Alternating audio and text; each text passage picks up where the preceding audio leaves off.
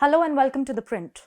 I'm Zoya, and in our Great Speeches series, we look back at Prime Minister Atal Bihari Vajpayee's address to India during the Kargil War.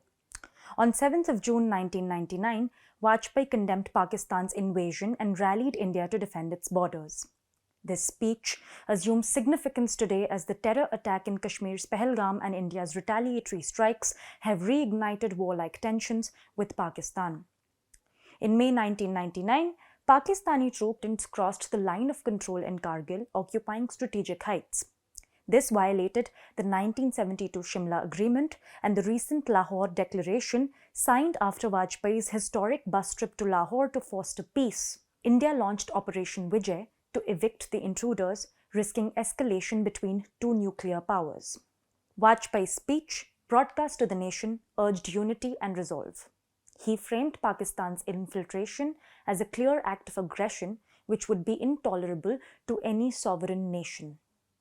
He said, and I quote, "You are well aware of the situation which has developed in Kargil. It is a serious situation. It is a situation fraught with danger. It is a situation that has arisen from one simple fact: the decision of Pakistan to cross the line of control, to send its men and materials to occupy our territory. No government can tolerate such an incursion.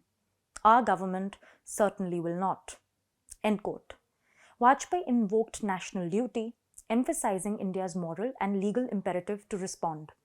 He said, "Countries the world over have recognized that we have the full right to evict these intruders from our soil. But for me and for my government, this is not just a matter of our having a right. It is our duty to rid our sacred motherland of every single intruder." End quote. Vajpayee highlighted the betrayal of peace efforts, noting Pakistan's duplicity after the Lahore Declaration, which he argued had been repudiated in letter and in spirit. He said, "You know well that our relations with Pakistan, as with all our neighbors, were improving rapidly. The prime ministers and other ministers of the two countries were in regular contact. Dialogue among officials of the two countries was proceeding constructively and satisfactorily. In the midst of all this, regulars of the Pakistan army and infiltrators have been sent across." End quote. He accused Pakistan of breaking bilateral agreements and undermining trust built over years. He also debunked Pakistan's claim that the LOC was unclear, calling it a pretext for invasion. He said, "It has now been said that the line of control is vague. This is nothing but an ex post artifice to justify aggression. After the agreement in Shimla in 1972, the military authorities of the two sides went over the line of control, section by microscopic section." End quote. He offered dialogue but set a firm condition: Pakistan must reverse its aggression first. He said, "India is always open to talks, but the talks must have a definite, specific purpose. In the present instance, the subject is one and one alone: the intrusion and how Pakistan proposes to undo it." End quote. Vajpayee underscored the nuclear stakes, appealing for de-escalation to avoid catastrophe. He said, "Both India and Pakistan are nuclear powers. Our responsibilities in this regard are all the greater. Therefore, I once again urge the government of Pakistan, undo the armed intrusion." End quote. Vajpayee saluted the armed forces, rallying national support for soldiers risking their lives.